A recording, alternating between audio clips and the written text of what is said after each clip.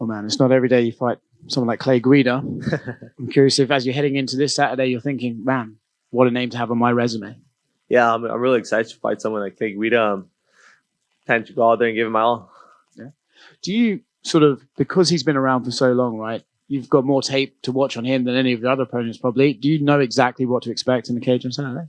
Yeah, I know Clay's gonna come and try to bully me. I know he's a cardio freak, and he's gonna try to just walk me down. Does that make it easier to prepare in training because you know what you're expecting, or does it make it harder because you're like, damn, I have to train for a certain way, for a certain style over and over? I don't feel like it's easier. I feel like I just like got something specific to do. Clay's I feel like he's a veteran and he has so much experience that he's not gonna get scared like when like to the first punch or like to the first thing I do. So I got to go out there and just be very patient, be very smart, and just go out there and break him little by little and get the win. You know that the fans are going to pay attention to this because of his status in the sport. Does that excite you to be able to perform in front of the fans who are obviously going to be going crazy? Yeah, of course. I feel like I'm going to get a lot of fans after this Saturday. We're going to put on a show and I'm going to get that win. Is that part of the motivation? Like, look, you might be tuning in for him, but next time you'll be tuning in for me because I'm going to take his shine and bring it to me. Yeah, I don't think I can take Clay's shine because he's been around so long. But I'm going out there and I'm going to go try to finish him and go give a show to their fans and get them all excited. That's right. Good luck. Rafa over here.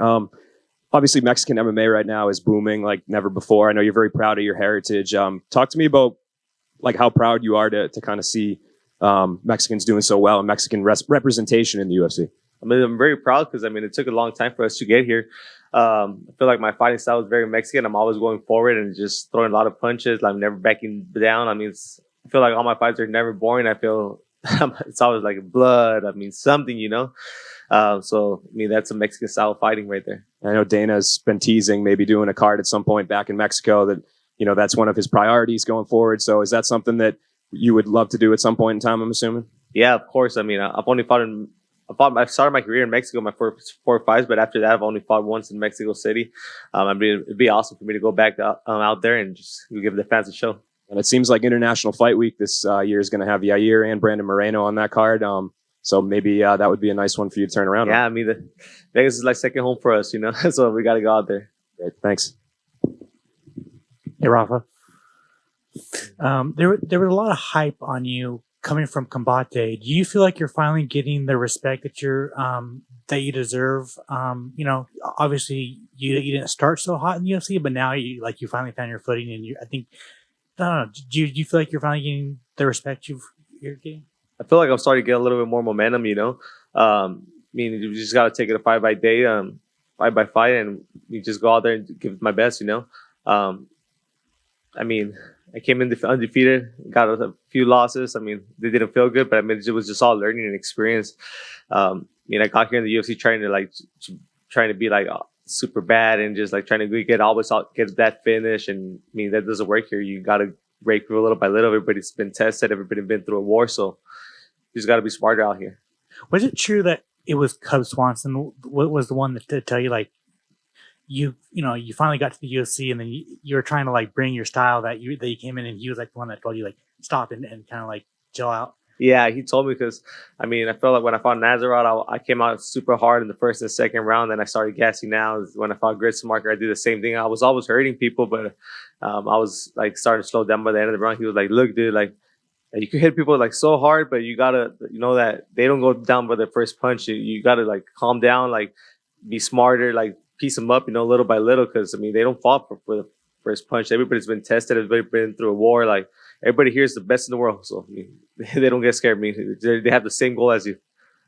You were talking about blood a little bit earlier. Speaking of blood, there was a lot of blood on you last fight. Was that the most blood you've ever tasted?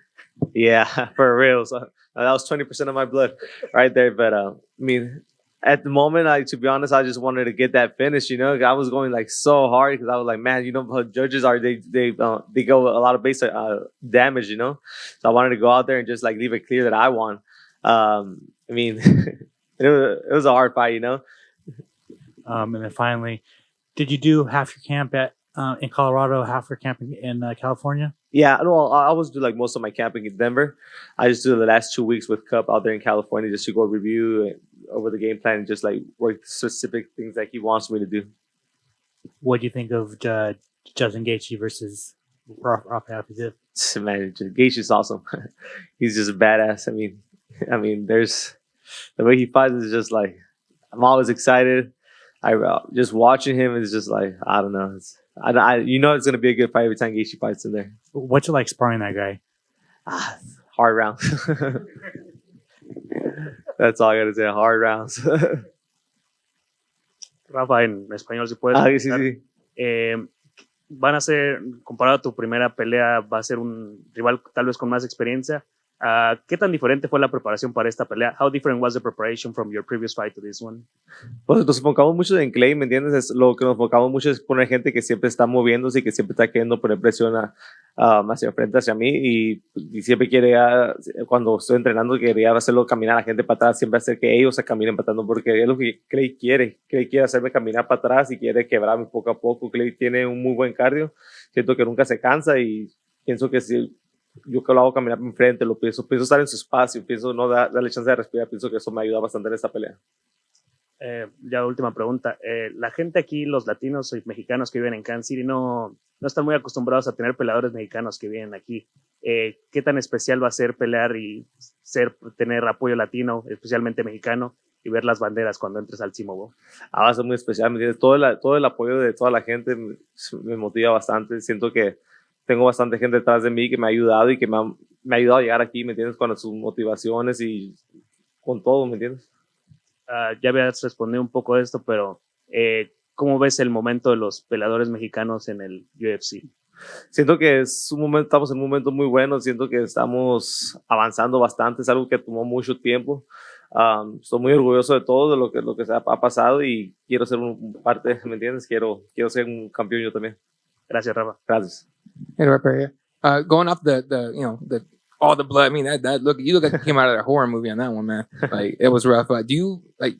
It's weird to ask, but do you enjoy those kind of fights? So it's like just throw everything you got and see what happens. I mean, at the moment you don't realize what's going on. You're just like, man, I just want to finish this guy before it gets worse. I didn't know how bad the cut was. So they told me, I mean, they took 2 hours just to stitch me out to stop the blood.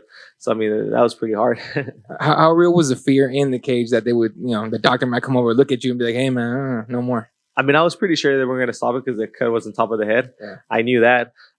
So, I mean, maybe if it was the face, maybe they would have stopped it. But since it was on top of the head, I was just like, I'm good. And I'm not like showing like nothing that's like, I mean, I feel like my cardio kept going up and up instead of going down, So that's a sign that why the ref would stop it. Like if you start like slowing down and stuff like that. And I never slowed down. Taking on an MMA legend like Clay Guida, what would a win like that? What would it mean for your resume? I mean, it'd mean a lot, He's a Hall of Famer. I mean, I have a lot of respect for Clay Guida, but I mean, I feel like the biggest respect I can show Clay Guida is going out there and giving him my best and giving him the best version of myself. I appreciate you, man. Good luck. Thank you.